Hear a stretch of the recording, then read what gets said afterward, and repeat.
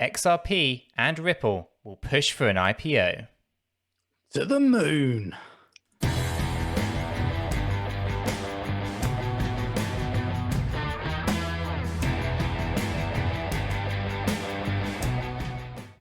So guys, we're going to be taking a cheeky look at the Ripple IPO after the SEC case is all finished and dusted off. And as we get into this, guys, if you do find it useful, informative, maybe even entertaining at times, hit that like button. We both really do appreciate it. And of course, if you're new to the channel and you want to stay up to date with those new cryptocurrencies, hidden gems, and just general TA and banter, then why not subscribe to the channel? By subscribing, you'll be kept up to date with everything we do here at Cheeky Crypto. It is free, you'll stay well informed, so why not? And of course, you can hit that bell and you'll get all those juicy notifications and you won't miss a thing. Chris, anything else that you would like to... you might miss a few things. It all depends on YouTube's mood. Yeah, it does. Yeah. Sorry, I just had to. Sorry to put you off there, Nick. Anything that I want to add? Yeah, probably way too much. Yeah, I really like this project, obviously, but let us know what you think this IPO or potential IPO could do for XRP's price. Really interested to get your thoughts and opinions, so let me know. Right, let's jump on down and take a look at what's going on here. Let's do it.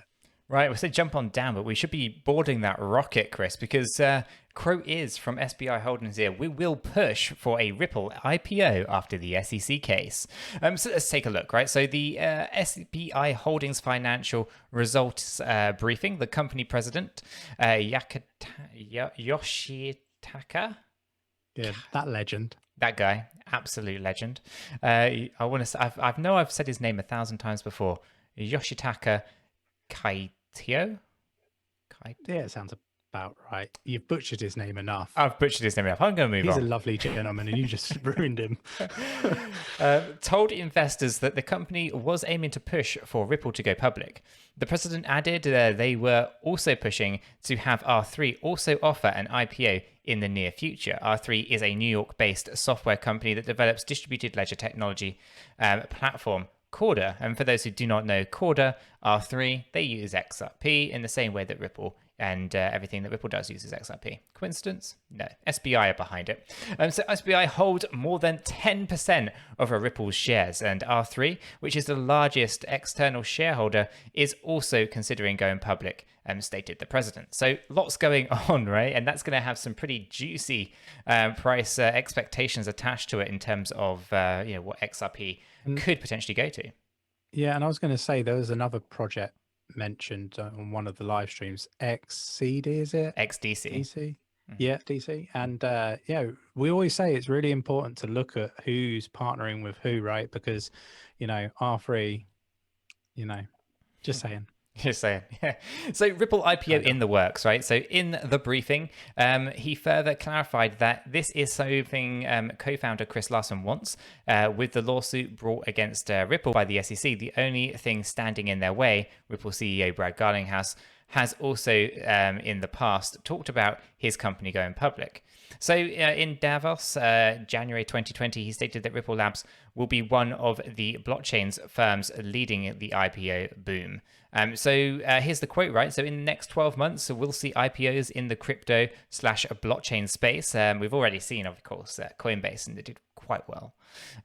So we're going to be the first, and we're not going to be the last. But I expect us to be on the leading side. It's a natural evolution for our company. So really good and positive stuff going on there in terms of, Ripple IPO. And of course, what that will mean for not only Ripple and Ripple's partners and all that kind of stuff, but obviously XRP, which is the main cryptocurrency that Ripple use. Obviously, Ripple do not own XRP. I mean, that's just a common misconception, Chris.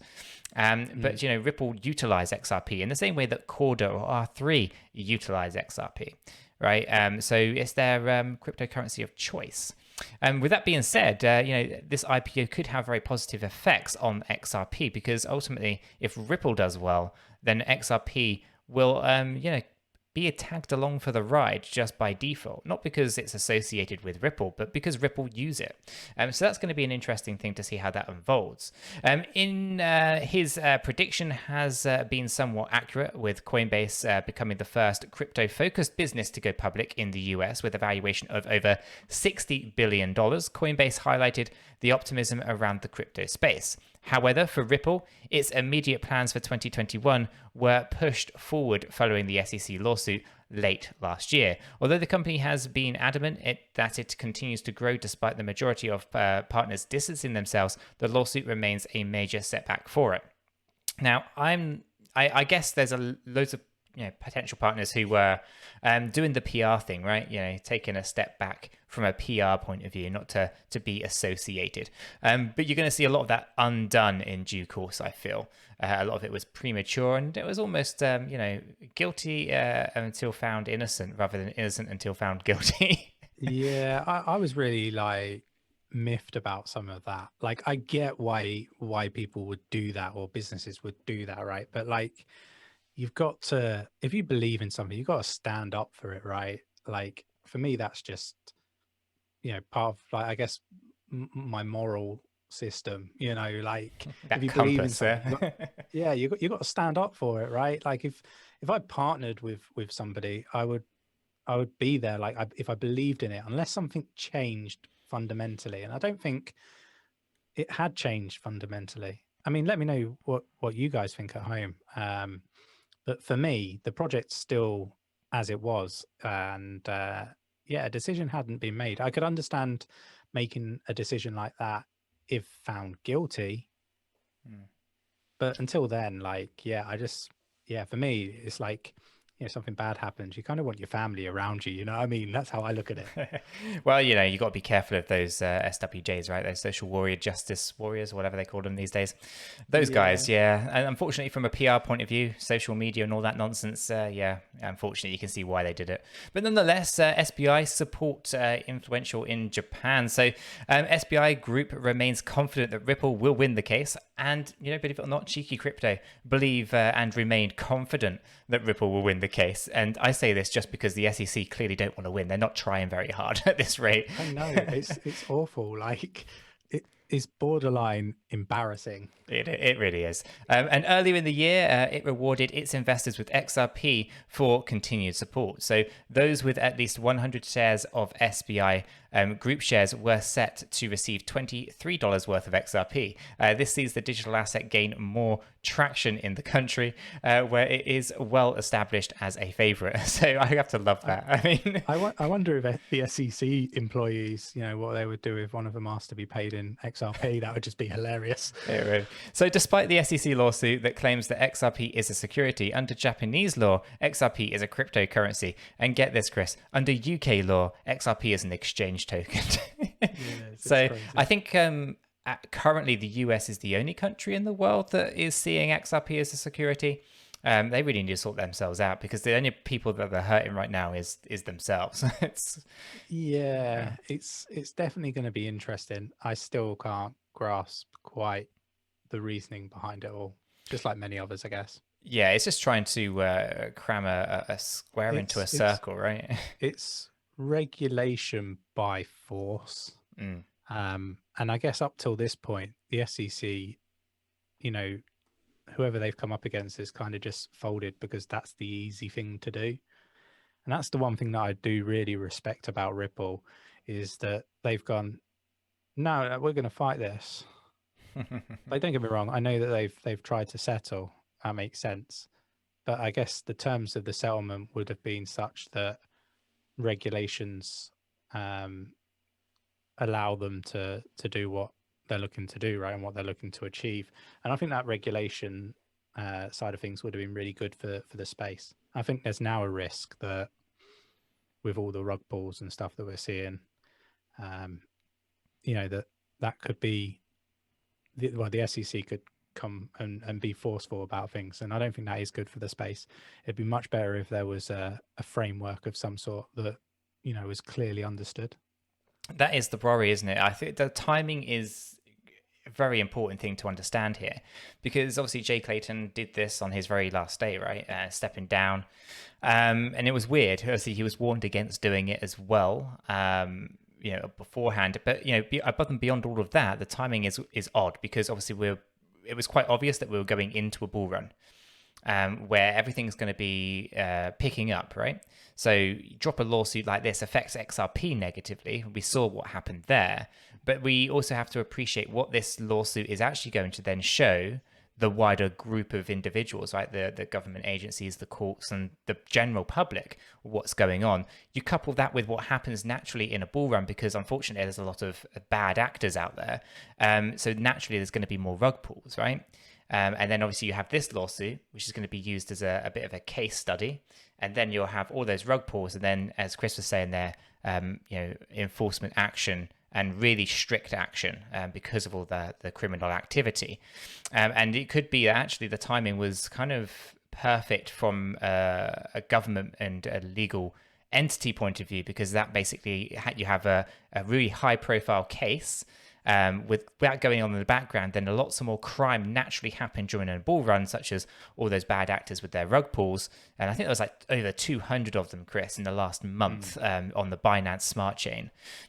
So it happens a lot. And obviously you have this going on with XRP, Ripple, and all that. Then you have those rug pulls. It's almost like, okay, really strict enforcement action is going to be required. So it's crucial that Ripple win this case, so that it's not used as a precedent to move on to other cryptocurrencies, because even by securities laws over in the States, technically speaking, everything's a security, because it just doesn't fit what a digital asset is in the 21st century. So the whole thing needs to change. But if they don't want to change it because they don't have to, then absolutely everything could be technically classed as a security in some short shape or form, right? So I think there's going to be huge problems if Ripple lose this case. It is a crucial one, joking aside, that Ripple absolutely must win it. Right. With that said, though, Chris, it is a currency, a cryptocurrency in Japan. So they don't have to worry about it over there. And a number of investors in the country hold and support the cryptocurrency due to its association with SBI, which of course, that SBI, for those who don't know, they just buy up a company if it's in their way. So yeah, you don't mess with SBI over in Japan. That's just no joke either. It's a true story. It is.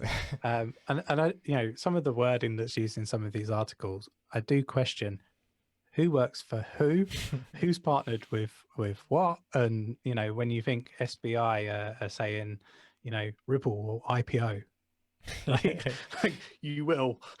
Yeah. They will IPO because they're being told they are by SBI. But Ripple currently owns 33% of SBI's MoneyTap. Now, the question there would be, did SBI instruct Ripple to buy 33% of MoneyTap? But we won't go into all of that nonsense. But yeah, basically, MoneyTap, 33% of that is owned by Ripple. And I'm not sure how much SBI hold, but they're referring it to it as SBI's MoneyTap. So I'm going to assume it's a majority stakeholder.